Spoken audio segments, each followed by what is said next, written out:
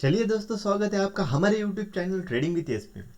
दोस्तों आज देखते हैं क्यों महत्वपूर्ण है बुक वैल्यू वैल्यू इन्वेस्टिंग के लिए। अगर सच में वैल्यू इन्वेस्टिंग करनी है आपके पैसों की, तो आपको बुक वैल्यू जानना क्यों जरूरी है ये देखते हैं आज। सबसे पहले तो चालू करते हैं कि बुक वैल्यू कंसेप्ट है क्या।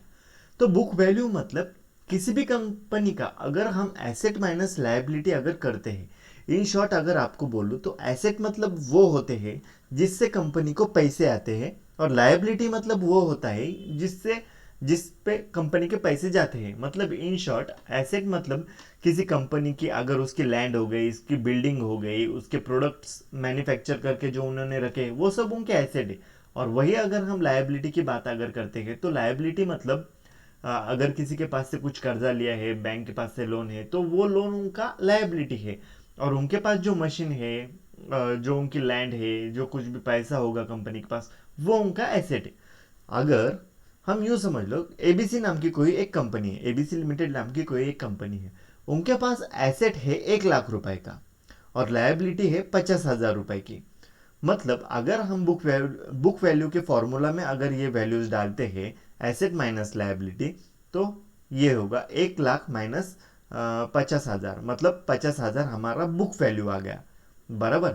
पर ये जो बुक वैल्यू आया, ये कंपनी का बुक वैल्यू आया, टोटल शेयर्स का बुक वैल्यू आया है 50,000। वही अगर हम एक शेयर की अगर बात करते हैं कि बुक वैल्यू पर शेयर कितना आता है, मतलब एक शेयर पे कितना बुक वैल्यू है, तो सीधा सा फॉर्मूला बन जाएगा book value divided by total number of shares. यूं समझ लो कि अब वो जो पहली कंपनी थी हमारी एबीसी लिमिटेड, उसके टोटल है 1,000 शेयर्स।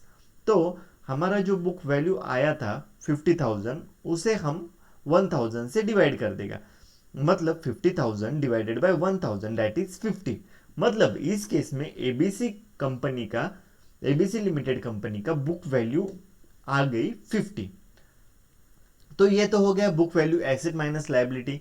अगर मैं आपको और एसेट के बारे में बताऊं, तो एक जस्ट जनरल नॉलेज के लिए बोल देता हूं कि एसेट भी दो टाइप के होते हैं। पहला एसेट जो होता है वो होता है एप्रिशिएटिंग एसेट्स। मतलब जो जिस एसेट की वैल्यू दिन ब दिन बढ़ती जाती है, मतलब जैसे कि कंपनी की लैंड है, लैंड की वैल्यू कम नहीं होने वाली, लैंड की वैल्यू दिन ब दिन बढ़ती ही जाएगी। और वही अगर दूसरी टाइप, अगर मैं एसेट के दूसरे टाइप के बारे में बात करूं, तो वो होता है डिप्रिशिएटिंग एसेट। मतलब कि जिस एसेट की वैल्यू दिन ब दिन कम हो जाएगी।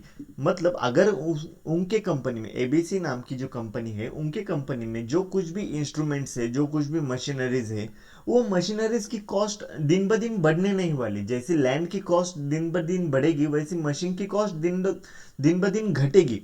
तो ये हो गया डिप्रिसिएटिंग एसेट, और दूसरा टाइप है एप्रिशिएटिंग एसेट्स। ये दोनों टाइप का यहाँ पे कुछ लेना देना नहीं है बुक वैल्यू में, बस आपके एक जनरल नॉलेज के लिए मैंने आपको ये बता दिया। तो हमने ये देख लिया कि बुक वैल्यू पर शेयर्स कैसे कैलकुलेट होती है।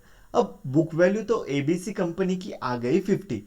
तो चलो, अब आपको ये बताता हूँ कि बुक वैल्यू जो है हमें चेक कैसे करनी है। सबसे पहले तो बहुत आसान है, हमें मनी कंट्रोल की वेबसाइट पे जाना है।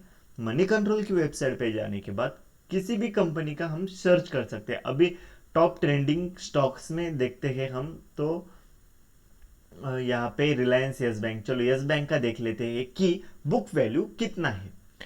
तो अगर हम यस बैंक की बात करते हैं, तो मैंने यस बैंक का खोल लिया है मनी कंट्रोल पे, मनी कंट्रोल के वेबसाइट पे।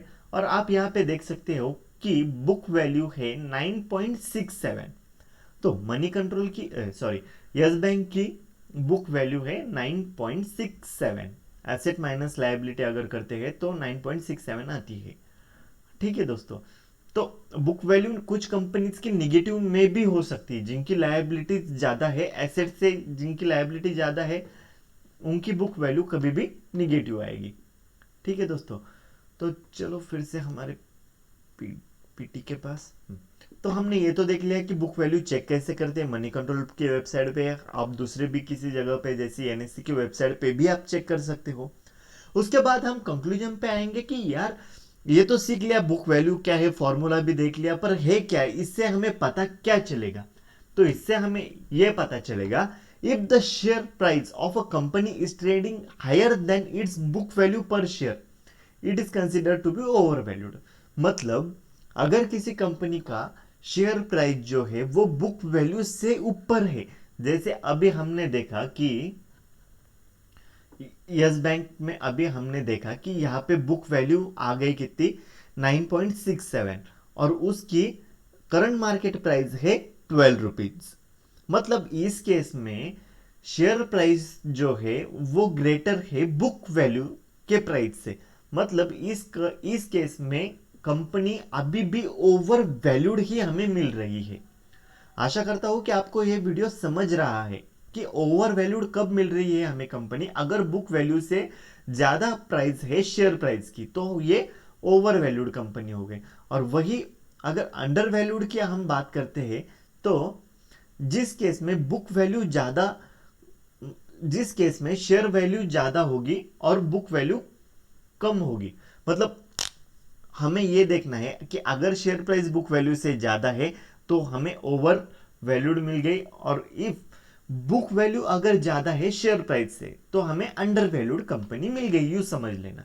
ठीक है दोस्तों ये तो सिर्फ एक पैरामीटर हो गया कि वैल्यू इन्वेस्टिंग के लिए सिर्फ बुक वैल्यू देखने से आपको यह पता नहीं चलेगा कि कंपनी अच्छी है या बुरी है, पर ये एक पैरामीटर है वैल्यू इन्वेस्टिंग के लिए। मतलब ये एक पैरामीटर आपको देखना पड़ेगा, सिर्फ यही एक पैरामीटर नहीं देखना पड़ेगा। अगर आप सेकेंड हैंड गाड़ी लेने जा रहे हो मार्केट में और सिर्फ गाड़ी के टायर अच्छे हैं, सेकेंड हैंड गाड़ी के टायर अच्छे हैं इसलिए आप गाड़ी लोगे, ये तो गलत बात है ना। आप गाड़ी में और भी कुछ पैरामीटर चेक करोगे आपकी वैल्यू इन्वेस्टिंग के लिए। ठीक उसी तरह ये भी एक पैरामीटर है, पर सिर्फ इस पैरामीटर पे हमें टोटली डिपेंड नहीं रहना है। तो चलिए दोस्तों, थैंक यू। आशा करता हूँ कि आपको वीडियो पसंद आया होगा। पसंद आया है तो लाइक कमेंट शेयर सब्सक्राइब, और अगर आपको कुछ डाउट है तो कमेंट सेक्शन में जरूर पूछना। और मुझे अगले वीडियो के लिए आपको कुछ कंटेंट चाहिए होगा, मतलब अगर आपका कोई क्वेरी होगी तो मुझे पूछ लेना दोस्तों। Thank you.